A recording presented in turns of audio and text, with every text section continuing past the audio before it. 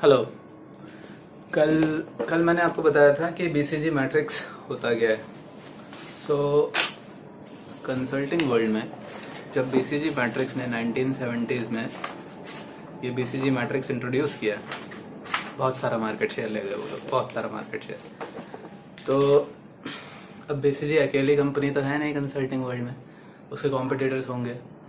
तो ऐसा मॉडल पहले किसी ने इंट्रोड्यूस किया नहीं था। ये एक नया मॉडल था जिसमें हम ये देख रहे थे कि इंडस्ट्री में मार्केट शेयर और इंडस्ट्री के ग्रोथ के हिसाब से हम किस में कितना इन्वेस्ट करें।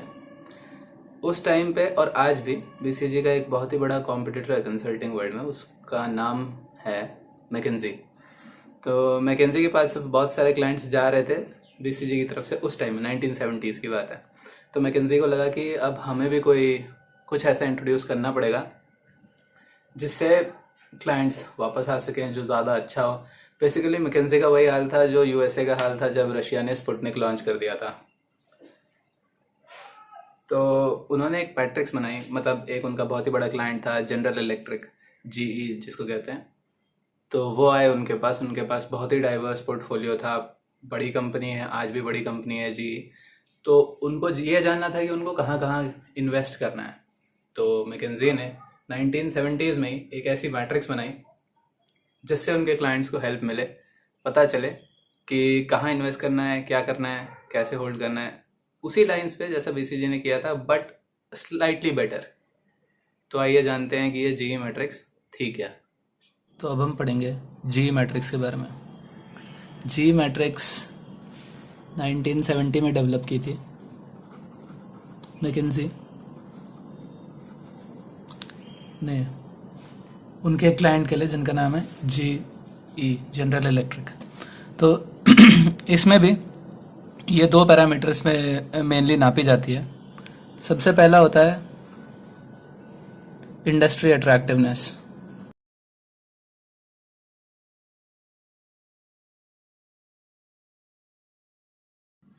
और दूसरा पैरामीटर होता है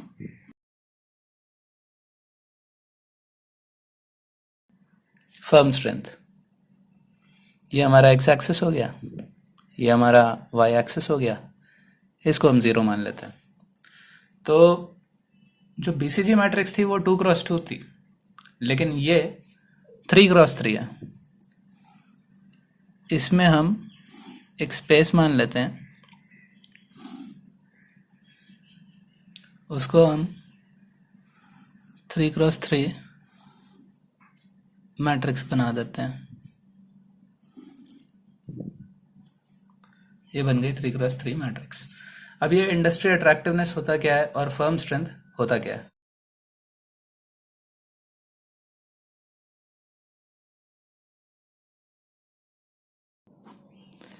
इंडस्ट्री अट्रैक्टिवनेस में कई सारे फैक्टर्स आ सकते हैं, जैसे कि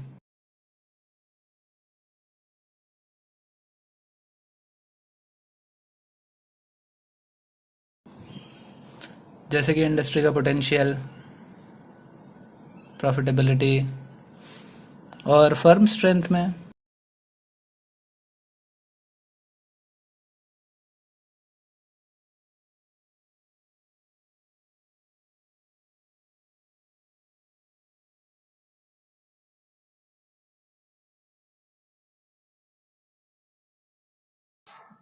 तो जैसा कि हम देख रहे हैं कि इंडस्ट्री अट्रैक्टिवनेस में इंडस्ट्री का पोटेंशियल आ जाता है, प्रॉफिटेबिलिटी आ जाती है, फर्म स्ट्रेंथ में आ जाता है मैनेजमेंट फर्म का कैसा है, कितना इनोवेटिव हैं वो लोग, कितने ऑनेस्ट हैं वो लोग।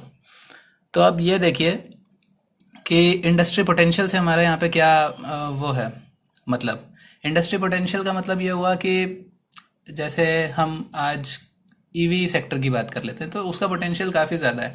जो प्रेजेंट कार ओनर्स हैं वो भी शिफ्ट कर सकते हैं ईवी में, और जो जिन्होंने अभी तक कार नहीं ली है वो भी शिफ्ट कर सकते हैं ईवी में। तो उसका पोटेंशियल काफ़ी बड़ा है। ले और जब हम प्रॉफिटेबिलिटी की बात करते हैं तो अगर हम वही एग्जांपल लेंगे ईवी का, तो उसमें फ़िलहाल प्रॉफिटेबिलिटी अभी कम है क्योंकि नई टेक्नोलॉजी है, बहुत सारी रिसर्च होनी बाकी है उसमें ताकि उसको और अफोर्डेबल और चीप बनाया जा सके। लेकिन अगर हम बात करेंगे म्यूचुअल फंड इंडस्ट्री की या एएमसी इंडस्ट्री की, उसका पोटेंशियल भी बहुत ज़्यादा है, क्योंकि उसका म्यूचुअल फंड पेनिट्रेशन इंडिया में अभी बहुत कम है। और इस फील्ड में प्रॉफिटेबिलिटी बहुत ज़्यादा है। आप 6-7 मेंबर की टीम बना के हज़ारों करोड़ों का म्यूचुअल फंड मैनेज कर सकते हैं, तो प्रॉफिटेबिलिटी बहुत ज़्यादा है। लेकिन अगर हम यहीं पे एक ऐसी इंडस्ट्री की बात करें जो हो गई स्टील या कोल, तो स्टील में इंडस्ट्री पोटेंशियल काफ़ी कम नज़र आता है, क्योंकि जो भी स्टील के यूसेजेस थे वो मैनकाइंड ने ऑलरेडी डिस्कवर कर लिए हैं। बड़े बड़े क्लाइंट्स इंडस्ट्री को पता है कि उनके क्या हैं, कौन है उनका क्लाइंट। और प्रॉफिटेबिलिटी अगर आप देखेंगे तो उनकी प्रॉफिटेबिलिटी 8 से 10% पे आती है। वहीं अगर हम इसको म्यूचुअल फंड इंडस्ट्री से कंपेयर करें तो प्रॉफिटेबिलिटी 70%, 60%, 50% तक तो रहती ही है म्यूचुअल फंड इंडस्ट्री की। अब हमारे पास ये 3x3 मैट्रिक्स है। यहाँ पे इस वाली मैट्रिक्स का मतलब हुआ कि लो इंडस्ट्री अट्रैक्टिवनेस, फर्म की स्ट्रेंथ बहुत हाई है। यहाँ का मतलब हुआ मीडियम इंडस्ट्री अट्रैक्टिवनेस, फर्म की स्ट्रेंथ बहुत हाई है। और इस वाले ब्लॉक का मतलब हुआ इस वाले का कि इंडस्ट्री अट्रैक्टिवनेस बहुत ज़्यादा है और फर्म की स्ट्रेंथ भी बहुत ज़्यादा है। वैसे ही इसका मतलब हुआ medium industry attractiveness, medium firm strength. इसका मतलब हुआ low industry attractiveness, medium firm strength. इसका मतलब हुआ high industry attractiveness, medium firm strength. तो इस तरीके से हम देख सकते हैं। तो जब जी वाले आए मैकेंजी के पास कि आप हमें बताइए कि हमको कहाँ कैसे क्या इन्वेस्ट करना चाहिए, तो मैकेंजी ने एक बहुत ही सिंपल प्लान बताया उनको। उन्होंने कहा कि अगर आप ऐसी इंडस्ट्री में हैं जिधर इंडस्ट्री की अट्रैक्टिवनेस बहुत ज़्यादा है, फ्यूचर प्रॉस्पेक्ट्स बहुत अच्छे हैं, प्रॉफिटेबिलिटी काफ़ी अच्छी है, पोटेंशियल बहुत ज़्यादा है, और फर्म की स्ट्रेंथ जो आपने एसबीओ बनाया है उसकी स्ट्रेंथ काफ़ी अच्छी है, तो फिर आप उसमें इन्वेस्ट कर दीजिए। ठीक है। वहीं अगर इंडस्ट्री की अट्रैक्टिवनेस मीडियम है लेकिन फर्म स्ट्रेंथ बहुत ही बढ़िया है, तो भी आप उसमें इन्वेस्ट कर दीजिए।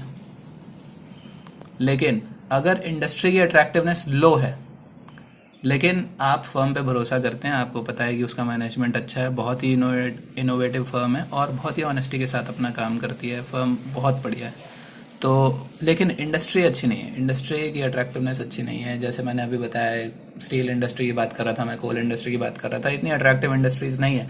और भी काफ़ी सारी सिक्लिकल इंडस्ट्रीज हैं, उतनी अट्रैक्टिव नहीं है, लेकिन हो सकता है कि मैनेजमेंट काफ़ी अच्छा हो उनका। तो आप उसमें अगर आपने इन्वेस्टमेंट कर रखी है तो होल्ड करके रखिए, क्योंकि ये कमोडिटीज साइकिल पे चलती हैं, काफ़ी लंबी साइकिल होती हैं उनकी। जैसे आजकल स्टील की साइकिल चल रही है, वो प्राइस में ऊपर बढ़ रहा है, तो इसलिए होल्ड करके रखिए, प्रॉफिट रीप कर दीजिएगा जब अच्छा रिजल्ट है। लेकिन अगर फर्म की स्ट्रेंथ मीडियम है, इंडस्ट्री की अट्रैक्टिवनेस बहुत ज़्यादा है, तो आप उसमें इन्वेस्ट कर दीजिए। अगर फर्म की स्ट्रेंथ मीडियम है, इंडस्ट्री की अट्रैक्टिवनेस भी मीडियम है, तो प्लीज़ होल्ड करके रखिए। लेकिन अगर इंडस्ट्री की अट्रैक्टिवनेस कम है लेकिन फर्म की स्ट्रेंथ पे भी आपको कुछ खास भरोसा है नहीं, मतलब मीडियम ही है, ज़्यादा अच्छी नहीं ज़्यादा ख़राब नहीं, तो उसको हार्वेस्ट कर देना चाहिए। हार्वेस्ट मतलब बेच दीजिए, अपनी पोजीशन स्क्वायर ऑफ कर दीजिए और प्रॉफिट लेके चले जाइए व्हाइल यू स्टिल कैन। अगर फर्म की स्ट्रेंथ बहुत कम है लेकिन इंडस्ट्री की अट्रैक्टिवनेस बहुत ज़्यादा है, तब भी आप उसमें होल्ड करके रख सकते हैं। इसमें और पोजीशन लेना फ़ायदेमंद इसलिए नहीं होगा क्योंकि आपको फर्म पे भरोसा नहीं है। And when you do not trust the owners, ज़्यादा इन्वेस्ट मत कीजिए बिजनेस में। आप सिर्फ इसलिए इन्वेस्ट कर रहे हैं क्योंकि वो इंडस्ट्री काफ़ी अच्छी है। अगर फर्म की स्ट्रेंथ काफ़ी कम है, इंडस्ट्री की अट्रैक्टिवनेस उतनी ज़्यादा नहीं है, मीडियम इंडस्ट्री है, तो प्लीज़ हार्वेस्ट कर दीजिए। और अगर फर्म की स्ट्रेंथ भी अच्छी नहीं है, इंडस्ट्री की अट्रैक्टिवनेस भी अच्छी नहीं है, तो आप हैं क्यों उस इंडस्ट्री में, आप हार्वेस्ट कर दीजिए और जितना प्रॉफिट आप ले सकते हैं वो प्रॉफिट लेके निकल जाइए मार्केट से। ये मैट्रिक्स बनाने के बाद मैकेंजी और जी ने भी काफ़ी अच्छा इम्प्लीमेंट किया और काफ़ी उनको प्रॉफिट हुआ। इन टर्न मैकेंजी को भी काफ़ी प्रॉफिट हुआ। ये जी मैट्रिक्स बनाने के बाद जी ने तो काफ़ी प्रॉफिट किया ही मैकेंजी की एडवाइस से, मैकेंजी को भी काफ़ी प्रॉफिट हुआ क्योंकि उनके पास भी अब कुछ ऐसा था जो बाकी कंसल्टिंग फर्म्स के पास नहीं था। और जब जीई को प्रॉफिट हुआ तो वर्ड ऑफ माउथ और अलग अलग पब्लिसिटी से और एडवर्टीजमेंट से भी मैकेंजी ने अपना खोया हुआ मार्केट शेयर वापस से ग्रैब किया and both firm started competing together. और अभी तक उनकी राइवलरी, फ्रेंडशिप जो भी है, टसल चलता रहता है। तो ये थी जीई मैट्रिक्स। होप आपको समझ में आई होगी। Thank you very much.